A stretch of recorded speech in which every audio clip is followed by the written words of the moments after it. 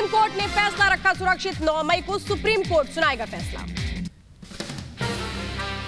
धार में पीएम मोदी का लालू यादव पर हमला, कहा इंडी नेता को चारा खाकर बैठे हैं। अदालत ने जिनको दोषी बताया है कांग्रेस माथे पर बैठाकर घूम रही है। उनके एक नेता जो चारा खाने के कारण जेल में है और अदालत ने जिनको सजा दी है, ये कांग्रेस वाले इतने गिर चुके हैं उनको माथे पे बिठा के नाच रहे हैं। प्रधानमंत्री मोदी ने एमपी में धार में भरी हुंकार, कहा आज तीसरे चरण की वोटिंग, सभी चरणों में विपक्ष पस्त हो रहा है। पीएम मोदी ने कांग्रेस पर किया हमला, कहा बाबा साहेब का संविधान न होता तो एक ही परिवार का राज होता। संविधान ने नामदार को हटा के कामदार को बैठाया। सीएम योगी ने यूपी के सीतापुर में विपक्ष पर साधा निशाना, कहा विपक्ष का काम है सनातन का अपमान करना, विपक्ष की विनाशकाले विपरीत बुद्धि। विनाशकाले विपरीत बुद्धि, जब किसी की बुद्धि विपरीत होती है तो प्रभु सत्ता को चुनौती देता है, सनातन धर्म को गाली देता है और आपकी आस्था के साथ खिलवाड़ करता है। बीजेपी प्रवक्ता सुधांशु त्रिवेदी ने लालू यादव पर किया हमला, कहा हमारी आशंका सही साबित हुई, एससी एसटी ओबीसी का हक मारा जाएगा। शेड्यूल कास्ट का रिजर्वेशन इन प्रमोशन समाप्त कर चुकी है, कर दिया था हमारी सरकार आने के बाद और समाप्ति नहीं किया था। बीजेपी ने इंडी गठबंधन पर साधा निशाना, कहा ये लोग संविधान बदलना चाहते हैं, तेलंगाना और कर्नाटक में संविधान बदल चुके हैं। कि इंडी गठबंधन का जो पायलट प्रोजेक्ट था, जो उसने कर्नाटक में, तमिलनाडु में और तेलंगाना में कहा, जो 2009 और 14 के मैनिफेस्टो में कहा भी है उन्होंने कि इसे पूरे भारत में लागू करेंगे, अब वो पायलट प्रोजेक्ट को ये पूरे भारत में लागू करना चाहते हैं। अभिनेता शेखर सुमन और कांग्रेस नेता राधिका खेड़ा बीजेपी में हुई शामिल, बीजेपी नेता विनोद तावड़े की मौजूदगी में सदस्यता ली। क्योंकि हम तो समझते थे कि कांग्रेस पार्टी तो महात्मा गांधी जी की पार्टी है, जहां पे हर सभा की शुरुआत रघुपति राघव राजा राम से होती थी, लेकिन आज की कांग्रेस महात्मा गांधी जी की कांग्रेस नहीं, आज की कांग्रेस राम जी की विरोधी कांग्रेस है, हिंदू की विरोधी कांग्रेस है। परिवार के साथ डाला वोट, कहा जनता के वोट से मजबूत हो रहा है लोकतंत्र। छत्तीसगढ़ के मुख्यमंत्री विष्णुदेव साय ने डाला वोट, छत्तीसगढ़ में तीसरे चरण के लिए चुनाव की वोटिंग जारी। शिवराज सिंह चौहान ने विदिशा में किया मतदान, पूरे परिवार के साथ किया मतदान।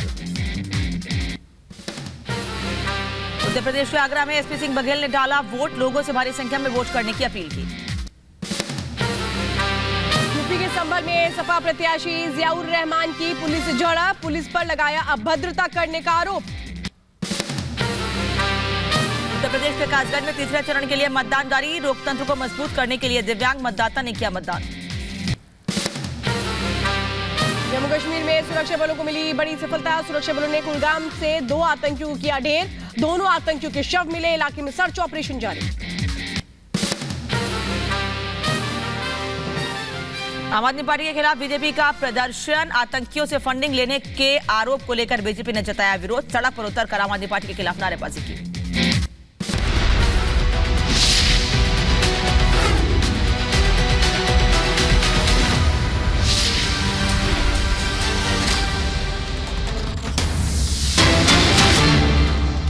और बड़ी खबर इस वक्त आपको बता दें, यूपी में दोपहर 3 बजे तक जो वोटिंग परसेंटेज है वो सामने आ चुका है। 46.78% मतदान हुआ है। असम में 63.08% मतदान हुआ है, जबकि बिहार में 46.69% वोटिंग हुई है। छत्तीसगढ़ में 58.19% मतदान हुआ है। गोवा में 61.39% वोटिंग हुई है।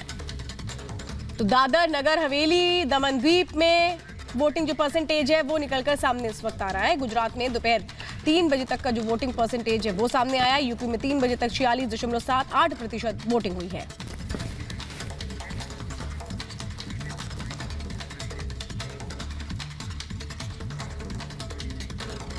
और उत्तर प्रदेश की वीआईपी सीटों में शामिल मैनपुरी में भी मतदान लगातार जारी है। हमारे संवाददाता ने यहां के लोगों से मन की बात की है और जानने की कोशिश की आखिर चाहते क्या है लोग मैनपुरी के।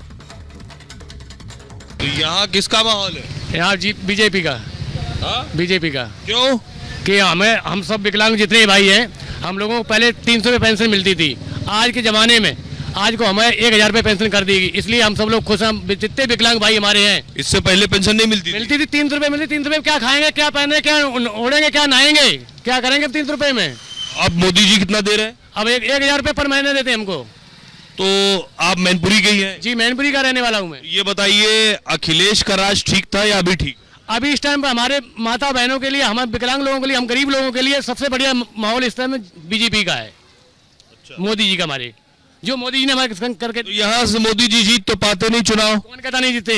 अब की बार तक मैनपुरी से मोदी जी कहाँ जीताते? अब की बार 400 पार होगा हमारे मोदी जी का जय जयकार। अरे मैनपुरी जीतेंगे या नहीं? जीतेंगे 100 नहीं 400 बार जीतेंगे मोदी जी। मोदी जी ने क्या किया आपके लिए? हमारे बहुत कुछ किया। बताया आपको हमने, मेरे जहाँ मेरी पेंशन 300 रुपये थी, आज की तारीख में मेरे और आज हमारी 1000 रुपये पेंशन है। और हम विकलांग लोग साइकिल खींच के मर जाते थे, आज मेरे ट्राई साइकिल बैटरी वाली दी गई। 300 रुपये कब मिलते थे आपको? 300 रुपये आज से 10 साल पहले में 300 रुपये पेंशन मिलती थी।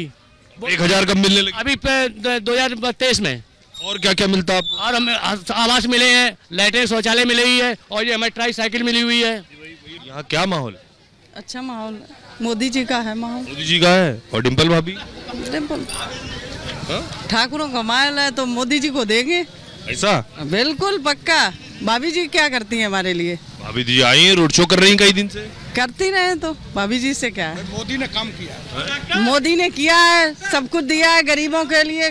कितना कर रहे हैं, राशन दे रहे हैं, हाँ मकान दे रहे हैं, शौचालय दे रहे हैं, हर काम कर रहे हैं। देखो कितना काम किया है। यहाँ तो कहते हैं मुलायम सिंह और यादव परिवार के अलावा कोई जीतता ही नहीं।